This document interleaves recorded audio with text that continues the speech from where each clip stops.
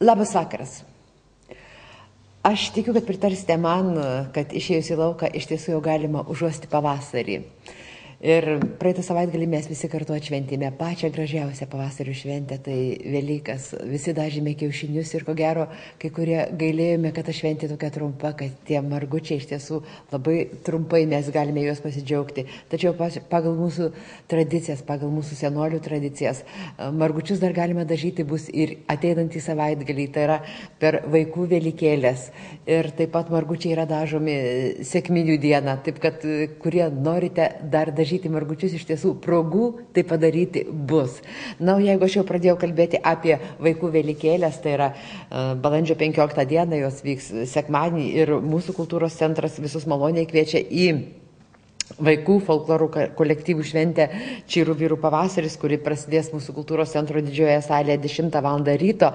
Po to 14 val.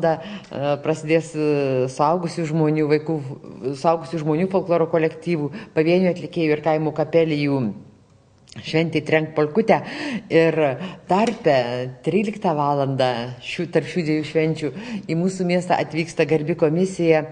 Kaip žinia, ateinančią vasarą vyks Lietuvos moksleivių dainų šventė ir atvyksta garbi komisija atrinkti merginų šokių kolektyvų į šią šventę. Tai yra 13 val. Mūsų kultūros centro didžiojoje salėje savo programas, dainų šventės programas pristatys kultūros centro merginų šokių kolektyvas Jaudelė ir mūsų gimnazijos, Senamiesčio gimnazijos merginų šokių kolektyvas, kuriai vadovauja Vilma Širkaitė. Jeigu norite pasirgti už šios du kolektyvus ir tiesiog juos palaikyti, maloniai kviečiam sekmadienį, balandžio 15 dieną ateiti į kultūros centro didžiąją salę ir tiesiog visi kartu pasižiūrėsime, kaip mūsų kolektyvai galbūt reprezentuos Jonavą moksleivių dainų šventėje. Tai tiek renginių, savaitgalių renginių, sekmadienio renginių. Na, o detalesnė informacija, tai yra, norėčiau pakviesti ir į kitus renginius.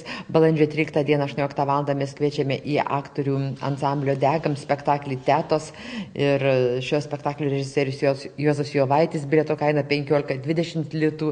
Taip pat labai kviešia apsilankyti kultūros centro meno galerijoje, kur dar šiuo metu eksponuojama Arvydo Brazdžiūno personaliniai tapybos darbų paroda.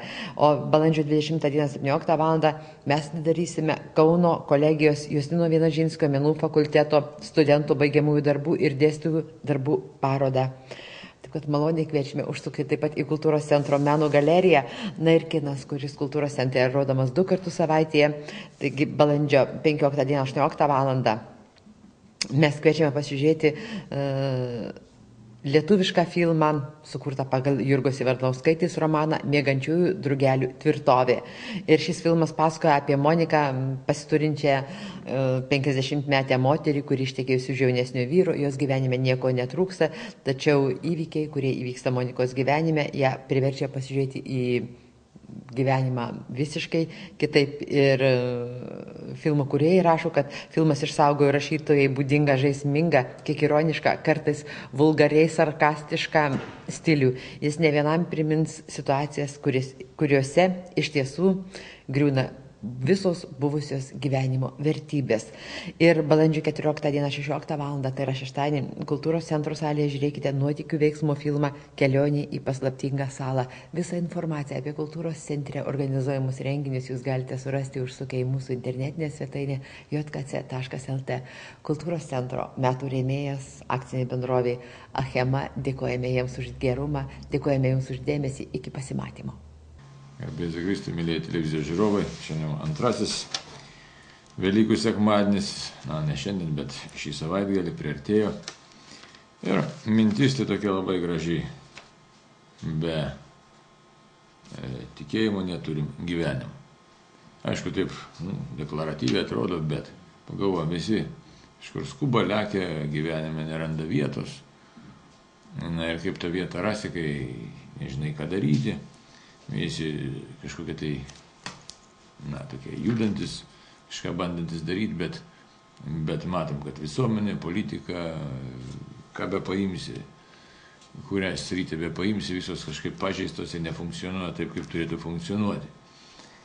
Ir aišku, turėtume klausti širdį visi kodėl, ir aišku, tai ir klausiam, bet savotiškai bijom atsakymo, o atsakymas labai paprastas. Tai pažvelkime į Šventą raštą. Šventasis raštas ką sako? Viešpats Jėzus pasirodo. Aš taip gabaliukais paskaitysiuosi. Nueisit sekmadienį mišias ir išgirsit viską iš eilės, arba galite pasiskaityti ir šiandieną internete, arba atsivertę šventąjį raštą. Sako, pirmosios savaitės dienos vakare durims, kur buvo susirinkę mokiniai, dėl žydų baimės esant užrakintoms atėjo Jėzus. Taigi, įsivaizduot, atėjo Jėzus. Ir ką jisai sako, ramybė jums, sako, kaip mane siuntė tėvas, taip ir aš jūs siunčiu. Imkite šventąją dvasią, kam atleisit nuodėmės, tai bus atleistos, kam sulaikysit, sulaikytos. Ir Tomo nebuvo jų tarpe, Tomas nepatikėjo, taigi sako, jeigu aš nepamatysiu rankose vinių dūrių ir neįdėsiu pirštų vinių vietą ir jeigu ranka nepaliesiu jo šono, netikėsiu. Ir paskui evangelistas Jonas rašo toliau, tai yra, sako, po 8 dienų vėl buvo mokiniai kambaryje, Tomas su jais. Ir tada Viešpats pasigailį, Tomas sako, įdėk tada pirštą į vinių vietą, tikėk. Ir tada jau Tomas patikė. Bet mintis kokia, sako, tu įtikėjai, nes pamatėjai palaiminti, kurie tiki, nematė. Ir evangelistas Jonas sako, užrašo, sako, daug gal stebuklų padarė Viešpats Jėzus, o šitie surašyti, kad tikėtumėte, jog Jėzus yra Mesijas, Dievo sūnus ir tikėdami vardan jo turėtumėte gyvenimą.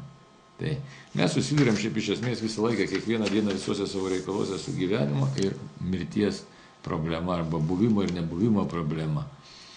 Ir žmogus tarėsi galys kažkokiu būdu išsaugoti savo gyvybę, bet jaučia, kad kažkas ne taip.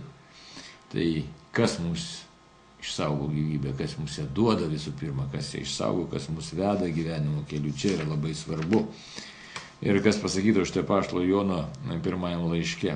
Kiekvienas, kuris gimęs iš Dievo, nugali pasaulį, ir štai pergalė nugalinti pasaulį mūsų tikėjimas. Tai įsivaizduoti, yra konfrontacija tarp to, kas vyksta pasaulyje, ir tarp mūsų tikėjimo. Yra tas susipriešinimas ir tikėti nėra lengva. Tikėti būnant toje situacijoje, kurioje yra tokia, kokia yra šiandieną, bet pasitikėti Dievu ir daryti viską taip, kaip priklauso tikinčiam žmogui. Tai yra nepasiduoti niekšybėms, niekdarybėms, jeigu net įprasta, dabar mūsų laikas įprasta apgauti, meluoti, nusukti, apsukti, o tikinti žmogų kviečia Dievas, tu stovėk tiesiai, eik savo keliu, nepaisant to, kas vyktų aplinkui. Lengva, labai sunku. Taigi tikėjimas nėra paprastas dalykas, tai nėra tik tai sudėtus rankelės, ar tik tai sukalbėta malda, ar gražiai sugiedota giesmė. Neužtenka net ir skelbimo, bet tas sako, būk. Sako, tai štai pergalį nugalinti pasaulio mūsų tikėjimas. Tikėjimas į ką? Į Viešpatį Jėzų Kristų, kurį tikėdami mes turime gyvenimą ir tokiu būdu dingsta bet kokia baimė. Taigi, baimės mes patys nenugalėsim, kaip ir mirties nenugalėsim. Tik tai pasitikėjimas Viešpačiu Jėzumi mums padeda tą padaryti ir keičia mūsų gyvenimą. Štai apaštalų darbai nuostabiai rašo, kai tikintieji tą suprato, mes dabar šiandien vadinamės daugmaž tokiais tikinčiaisiais, bet mes negyvenam viena širdimi, negyvenam viena dvasia, o jau kai su turtu susiduriu, o Dieve, kas tada darosi, patys žinot.